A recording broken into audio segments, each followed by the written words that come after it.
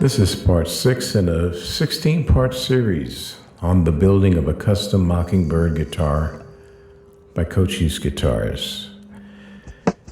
And in this episode, we'll be working on the body of the guitar. I'm starting off here. I'm reaming out the holes for the controls.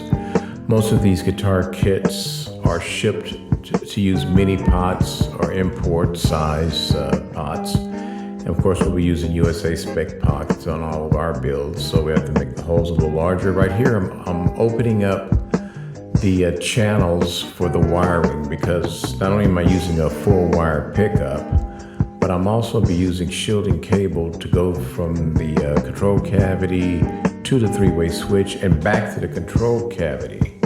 So it's a good idea to always open those up a little bit.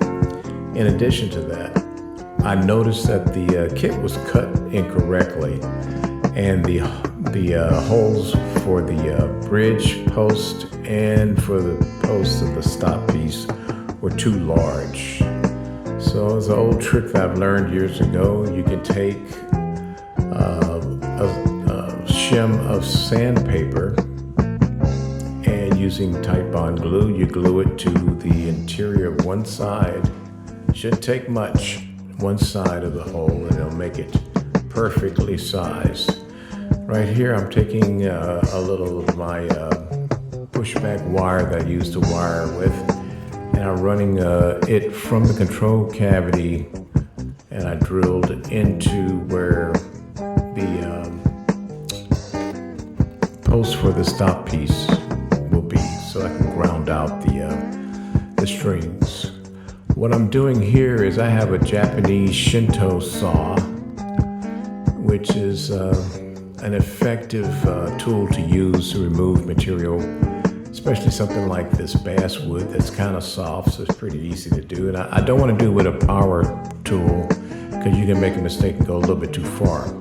What I'm doing is taking the square heel and I'm rounding it off to the contour that matches my Variax Shuriken guitar. And so right now I've got it pretty close to where I want it to be.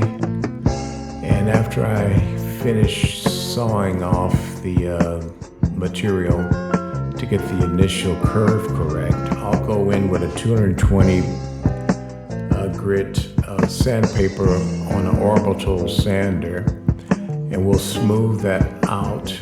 Once again, this is very, very important as far as playability on the upper frets. I think if you look even at some of the newer Fender Stratocasters, they're starting to do this kind of process in the modern Strats, because it just makes no sense to have a big square neck and a big square block on the body. And, unless you have huge hands, it's really hard to play the upper frets well. As you can see, that once I'm done, I have a nice smooth finish, and not only is it curved back, but it's also slanted back.